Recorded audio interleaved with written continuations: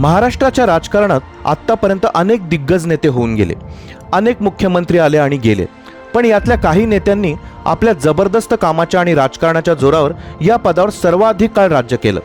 आजच्या व्हिडिओमध्ये आपण पाहणार आहोत महाराष्ट्राच्या इतिहासात सर्वात जास्त काळ मुख्यमंत्री राहिलेले 10 नेते. या यादीत काही नावं अशी आहेत की जी ऐकून तुम्हाला नक्कीच धक्का बसेल. आणि नंबर 1 वर असा कोण नेता आहे ज्याचा रेकॉर्ड आजपर्यंत कोणालाही मोडता आला नाही, हे जर तुम्हाला पाहायचं असेल तर हा व्हिडिओ अजिबात स्किप न करता शेवटपर्यंत नक्की बघा.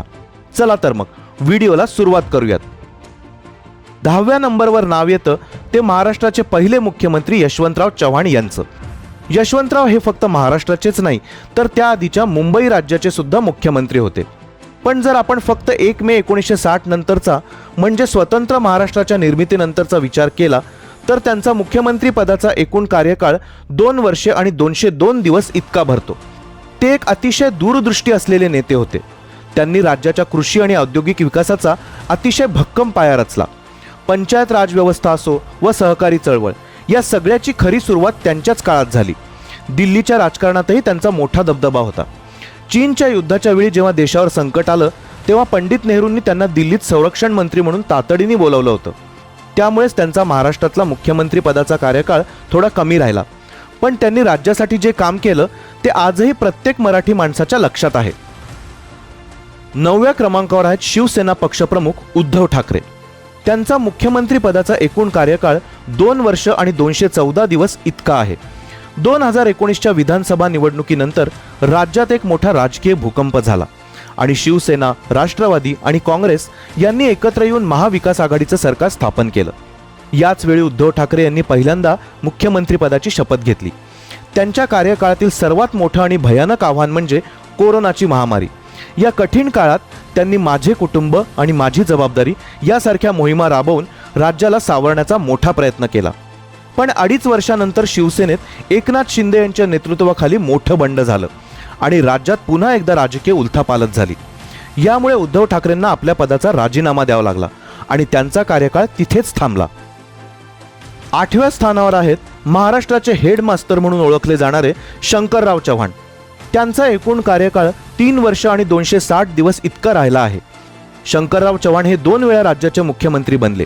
शिस्त आणि कडक प्रशासनासाठी ते संपूर्ण महाराष्ट्रात प्रसिद्ध होते. त्यांच्या कामाची पद्धत एवढी शिस्तबद्ध होती की अनेक मोठे अधिकारी त्यांच्या नावाने घाबरायचे.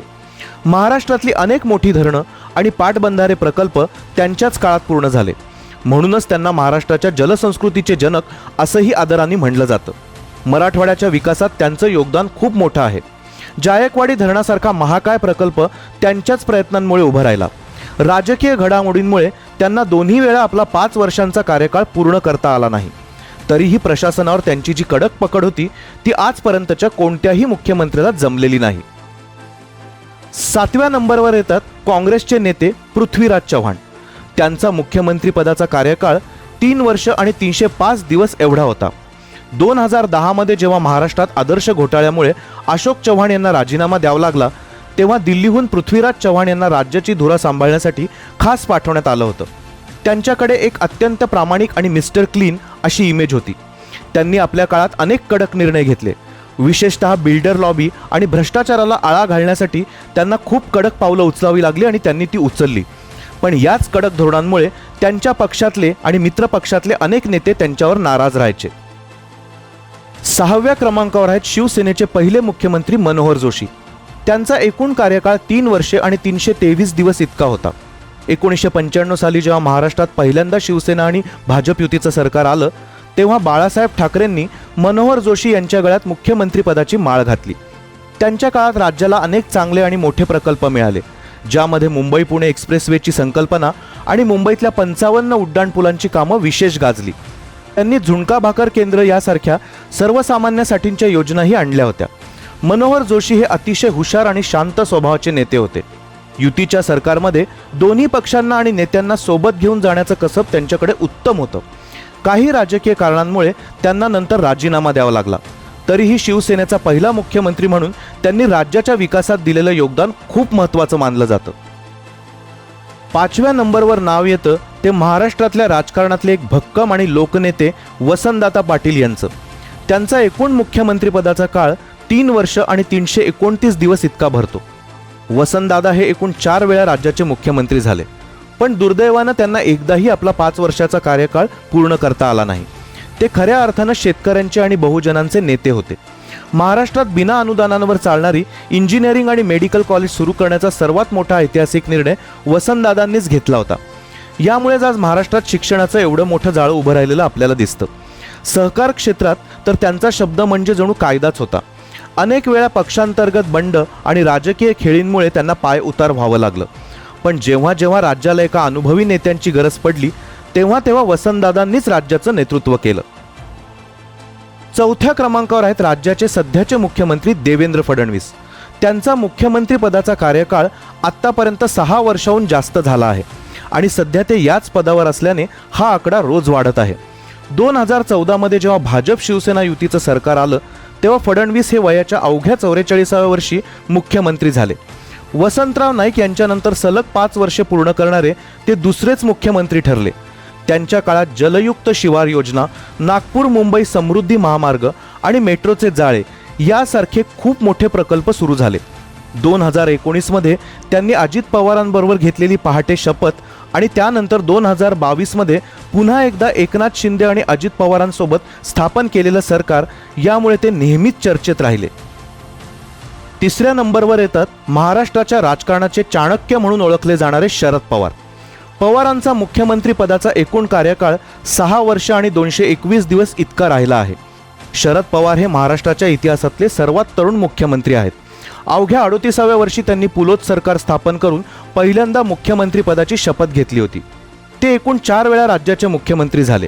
आपल्या कार्यकाळात त्यांनी महिलांना संपत्तीत समान अधिकार देण्याचा ऐतिहासिक कायदा केला. महाराष्ट्राच्या राजकारणावर जेवढी मजबूत पकड शरद पवारांची आहे तेवढी क्वचितच दुसऱ्या कोणाची असेल.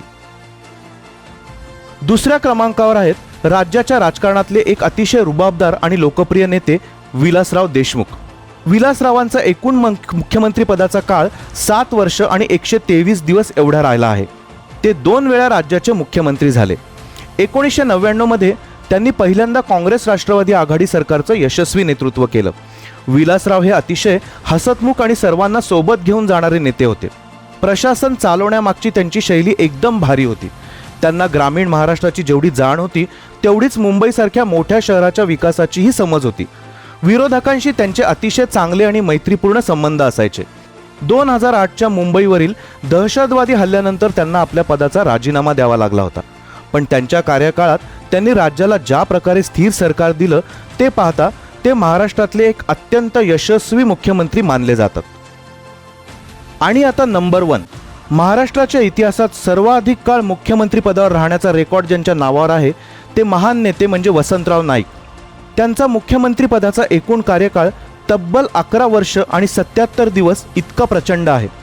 1963 ते 1975 असा सलग 11 वर्षाहून अधिक काळ त्यांनी राज्याचं नेतृत्व केलं. हा असा रेकॉर्ड आहे जो आजपर्यंत कोणालाही मोडता आलेला नाही. त्यांच्या काळात महाराष्ट्रात खऱ्या अर्थानं हरित क्रांती झाली आणि शेती क्षेत्रात खूप मोठी प्रगती झाली.